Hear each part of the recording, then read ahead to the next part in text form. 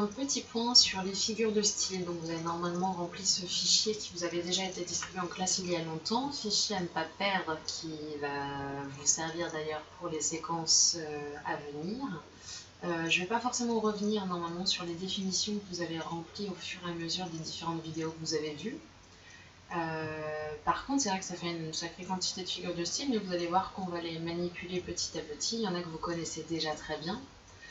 Vous n'avez pas forcément besoin de retenir le style de figure de style, on va dire ça comme ça, sachant que par contre, il faut savoir en tout cas les nommer, les repérer déjà dans un document ou dans un texte, et puis surtout être capable de les expliquer en contexte, d'accord? Ça dépend bien du contexte d'écriture, de l'intention de l'auteur, etc., etc. Comparaison et métaphore, normalement, vous maîtrisez assez bien. On va y revenir peut-être avec quelques exemples. La personnification, pareil, ce sont des caractéristiques d'une personne, donc des caractéristiques humaines que vous donnez à quelque chose qui ne l'est pas. L'allégorie, normalement, on n'en a quasiment pas besoin pour le moment. Vous avez tout ce qui va marquer l'opposition. Alors ça va être très très important pour la séquence sur le théâtre, que nous aurons l'occasion de faire, puisqu'en quatrième, on travaille sur la tragédie. L'antiphrase, ça on va y revenir après.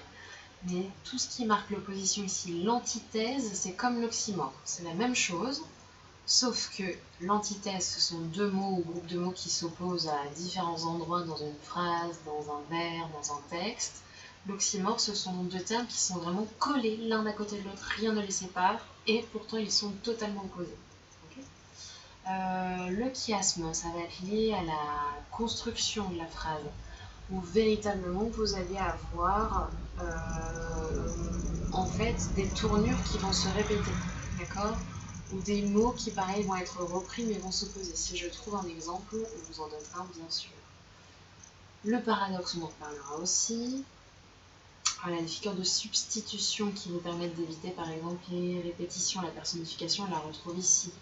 La périphrase aussi qui permettra de désigner autrement. Je vous rappelle le roi soleil qui peut effectivement être une périphrase désignant forcément une seule personne, un seul personnage ici historique, le roi Louis XIV. Synecdoque et métonymie qui se ressemblent puisqu'on utilise une partie pour représenter le tout et vice versa. D'accord? Par exemple, si je vous dis je bois un verre ce soir, bah, vous ne buvez pas le verre en lui-même, qui serait imbuvable, mais vous buvez le contenu du verre. D'accord? Ok.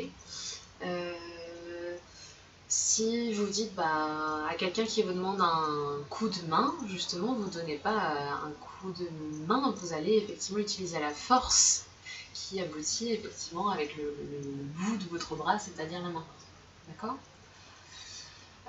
Vous avez ensuite toutes ces figures d'insistance et d'exagération sur lesquelles on va énormément revenir là, dans les semaines et mois qui viennent. Donc l'hyperbole, c'est tous les moyens d'exagérer avec notamment des adverbes d'intensité, donc des tournures ici comme les traits, les si, extrêmement.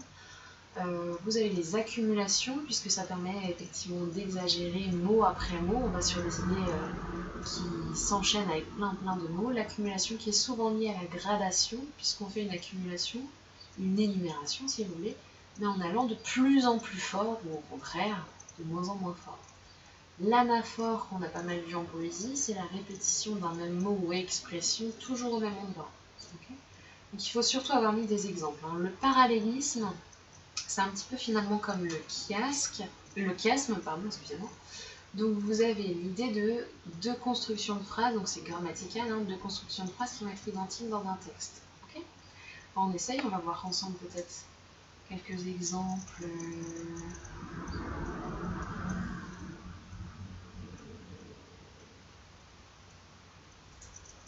Peut-être là-dedans. Donc plutôt on va prendre pardon. Hop.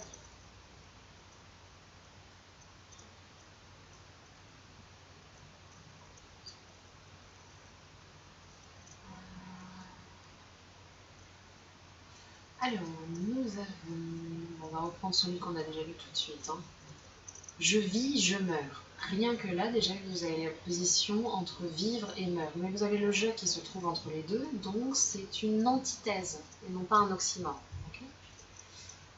Je me brûle, je me noie. On peut considérer aussi l'antithèse, puisque se brûler va être à quelque chose de chaud, se noyer plutôt généralement dans quelque chose de froid. Vous avez également deux éléments qui s'opposent, donc on peut considérer aussi qu'il y a, pareil ici, une antithèse.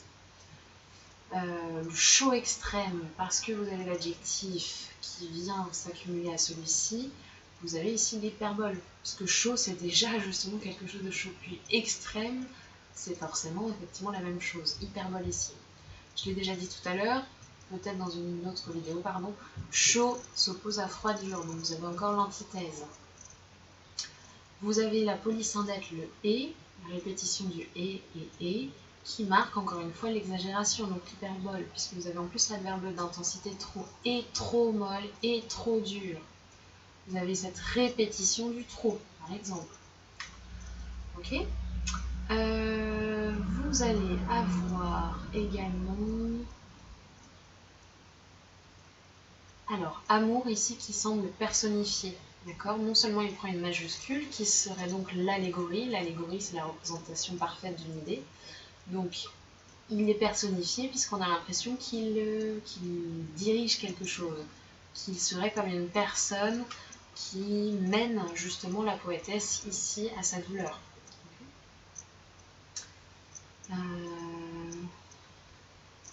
Vous avez toujours la personnification avec le « il ». Ici, on a l'impression que l'amour est vraiment capable de réfléchir et de stratagèmes pour provoquer le malheur de la poète. Ça va être la même chose ici. Alors, là, dans des poèmes comme celui-ci, donc on est sur une référence assez ancienne, vous avez aussi beaucoup de références à la mythologie, pas toujours très simple, puisque ta fille au tombeau descendu peut être une métaphore, etc. Le dédale, c'est la référence à la mythologie. Vous en avez d'autres avec, je crois que c'est dans celui-ci, la mention des parcs aussi, etc. etc.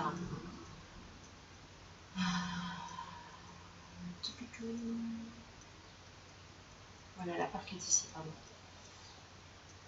C'est également une périphrase qui désigne la mort ici. L'âge qui s'évanouit, on a l'impression encore d'avoir une périphrase. La mort ici, une allégorie avec sa majuscule.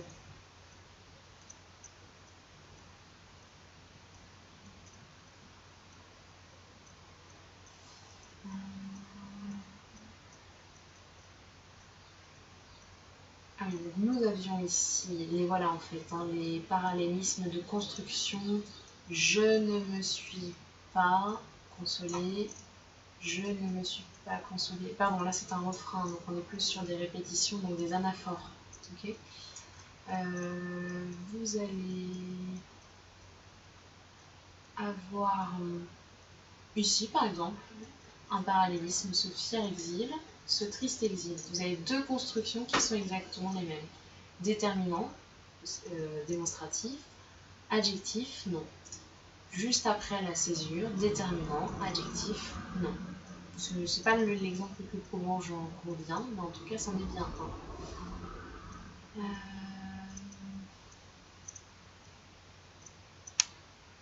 Vous avez là encore des répétitions, vous avez pas mal de systèmes d'anaphores dans celui-ci. Ce serait bien que je trouve quand même... Bah si, peut-être là-dedans. Alors, allons-y, dans celui-ci qui se trouve à la fin de votre fichier, sur les figures de style. Je ne vais pas le lire en entier, évidemment, mais je vais revenir sur certaines brillantes facultés. On peut considérer que l'adjectif ici va marquer l'hyperbole. Des yeux hébétés. Hébétés, c'est une caractéristique humaine, donc voici la personnification. Les yeux donc piqués, d'acier piqué d'étoiles d'or. Ici, vous avez quand même très clairement une métaphore, puisque l'acier piqué, ce serait donc la couleur des yeux piqués d'étoiles d'or. Ça pourrait être quand même justement la pupille, etc. Donc là, vous avez la métaphore où on compare, sans utiliser d'outil de comparaison, à des étoiles. Vous avez ici justement l'accumulation, l'énumération des faciès, déformés, plombés, blémis, incendiés. D'accord ? Donc là, vous avez l'impression d'avoir en plus une gradation, puisqu'on va de plus en plus fort. D'accord ? Plombée, blémie, incendie.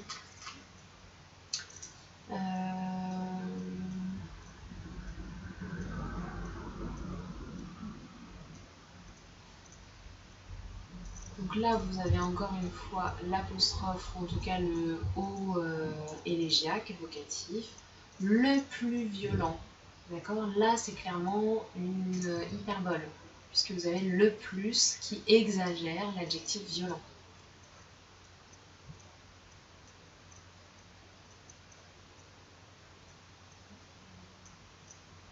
Spirituel comme, là vous avez l'histoire n'a jamais été, vous avez quand même la comparaison. Encore justement une énumération de différents peuples, ou peuplades, chinois tantôt, bohémiens, niais, yen, moloch, vieille démence, démon sinistre, et vous avez une gradation, puisque vous commencez sur des peuplades réelles, puis progressivement vous allez vers la calomnie, les bohémiens, les niais, vous rajoutez des animaux, des démons, d'accord, des maladies, et justement pour terminer par quelque chose qui semble être quasiment diabolique. Tendresse bestiale, ça ne va pas trop ensemble. Ça, c'est un bel oxymore, puisque vous avez l'opposition entre la tendresse amoureuse et le côté bestial, animal, humain, cruel, hein, surtout tout ce qui vient d'être dit auparavant.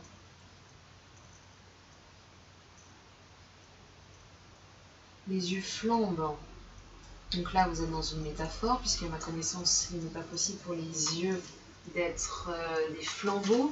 Par contre, vous les comparez à quelque chose qui devient quasiment dément. Le sang chante, encore une fois. Hein. Vous avez la personnification ici, mais également une métaphore. Les os s'élargissent, on sent la personnification, on a l'impression justement qu'ils prennent vie.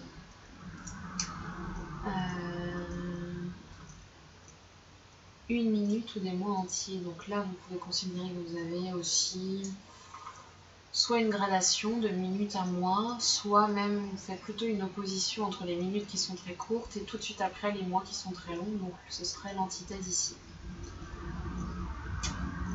Ok, donc voilà une mini révision des figures de style. Alors c'est pas le plus simple pour tout le monde, il faut juste s'entraîner à repérer petit à petit celles que vous connaissez déjà et celles que vous avez découvertes.